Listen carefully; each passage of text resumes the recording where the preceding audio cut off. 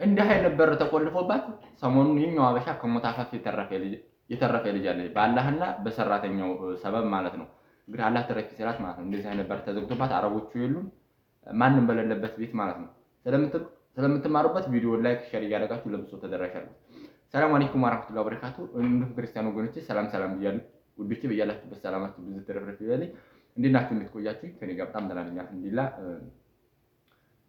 አላብዛባችሁ። በመጀመሪያ ለሳጉ ዩቲዩብ ቻናል አዲስ ሆናችሁ ሰብስክራይብ፣ ላይክ፣ ሼር እያደረጋችሁ ቤተሰብ ሆናችሁ ደግሞ ቪዲዮ ላይክ ማድረግ ጀምሩት። ቪዲዮውን ስማሩበታላችሁ ብዬ ስላሰብኩ ነው ያመጣሁት ይሄን ቪዲዮ መሰራላችሁ።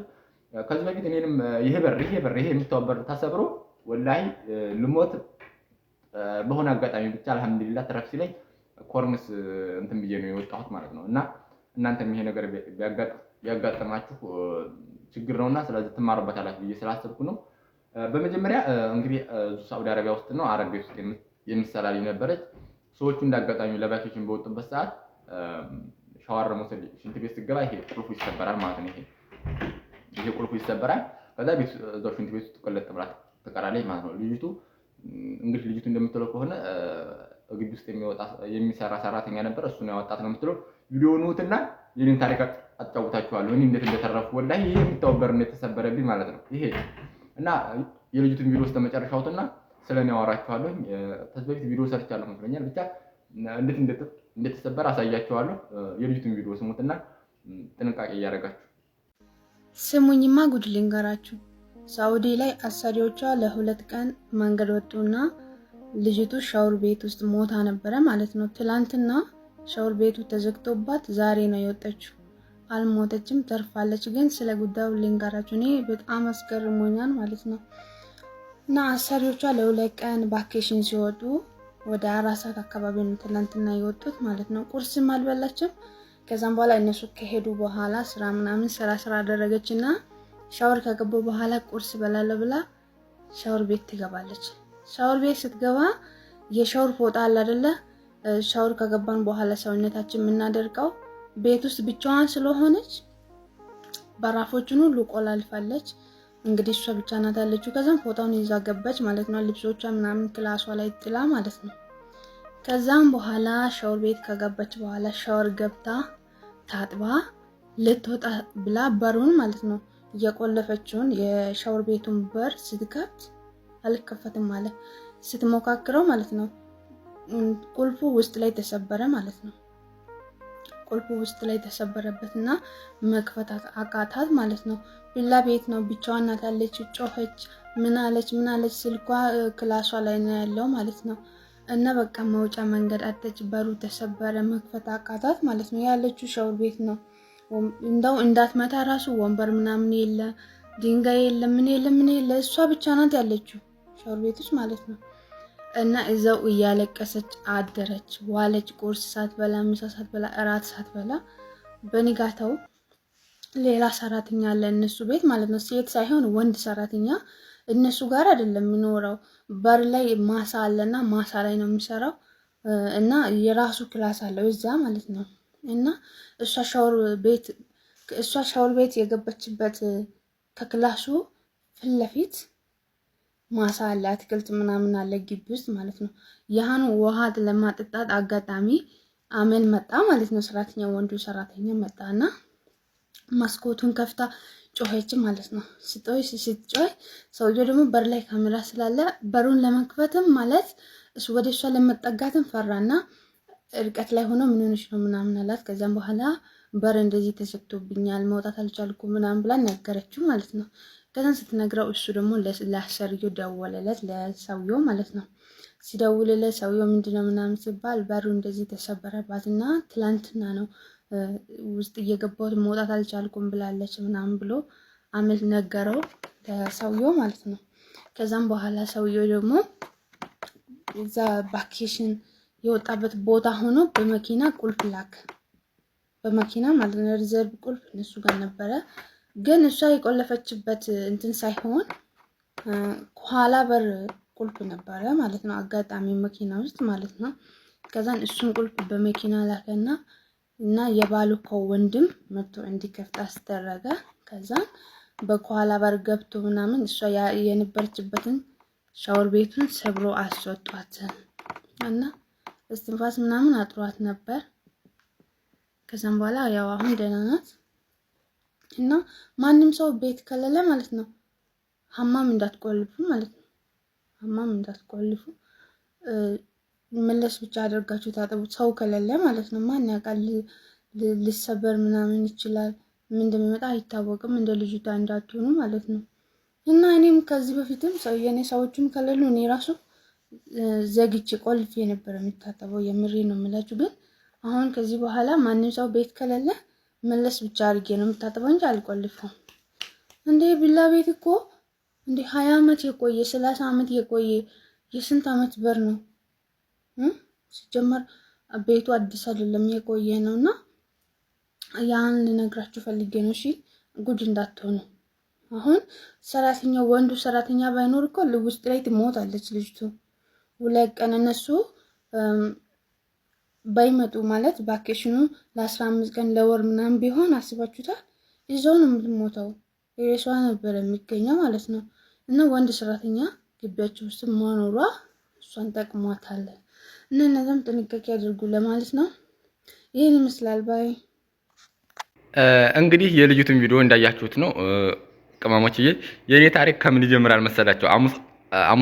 ሐሙስና ጁምዓ ነው የኔ ሰዎች የሚመጡትና ሐሙስና ጁምዓ ሁልጊዜ መጅልስ አጠዳለሁ። እነዚህ የምታዋችሁን ወዳም ደግሞ አለኝ ሌላ 2 እንደዚህ አይነት መጅልሶች አሉ።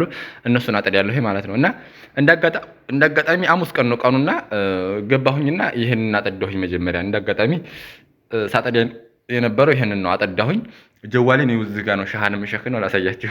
እዚህ ጋር ስለሆነ የምተኛው ሸበካ የምጠቀመው እዚህ ጋር ነው። የሻሃኔም እዚህ ጋር ነው። እዚሁ ሸክኔ ነው ስራ የምሰራው ማለት ነው። ከዛ ይሄንን አጠዳሁኝና ጀዋሌን እዚህ ጋር ሸክኔ ቀጥታ ይሄን ስጨርስ እዚህ ጋር ገባሁኝ ማለት ነው።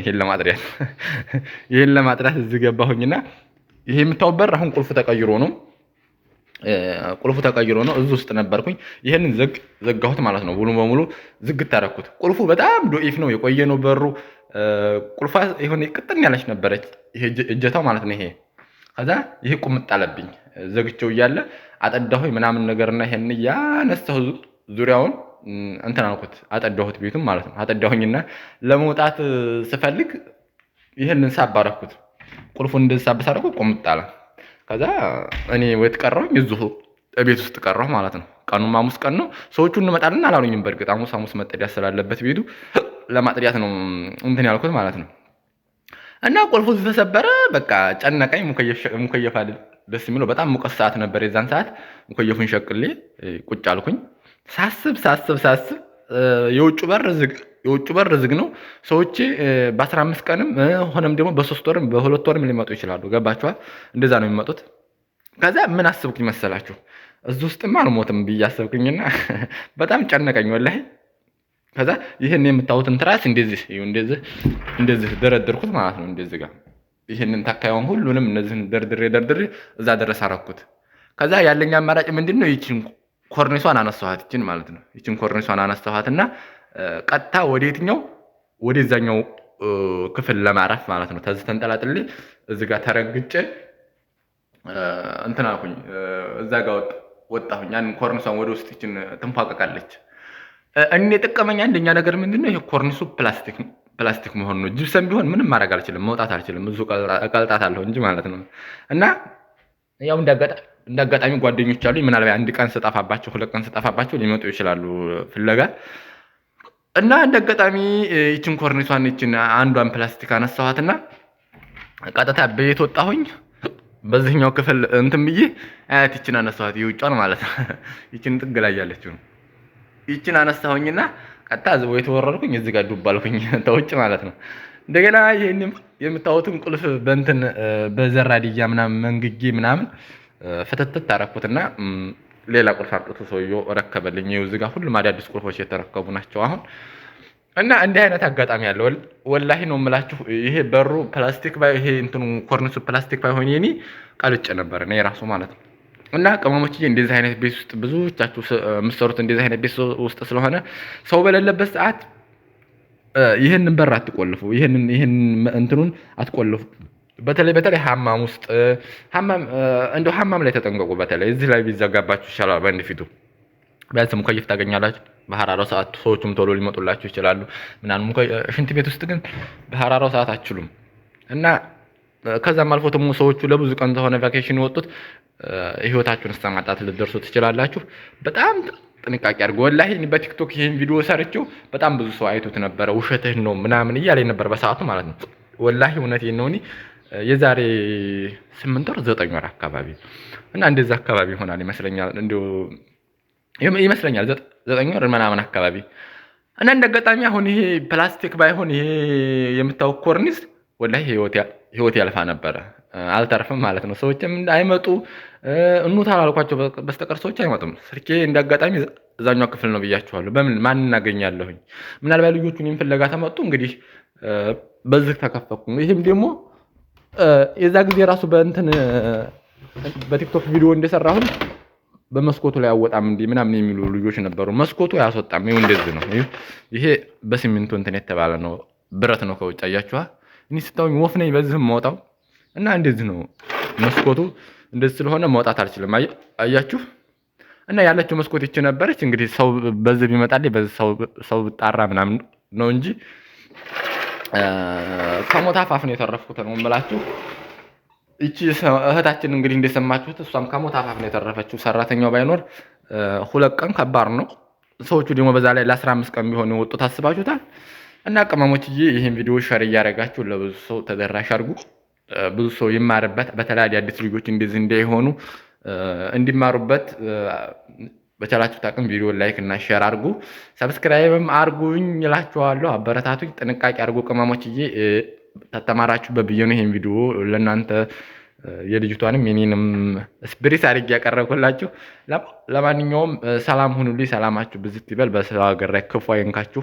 እንደው በተለይ ስደት እህቶቼ እና ወንድሞች አላህ ከክፉ ነገር ይጠብቃችሁ ይጠብቀን ነው የምላችሁ። ሰላም ሁኑልኝ ውዶቼ። እሺ ሰብስክራይብ አድርጉ።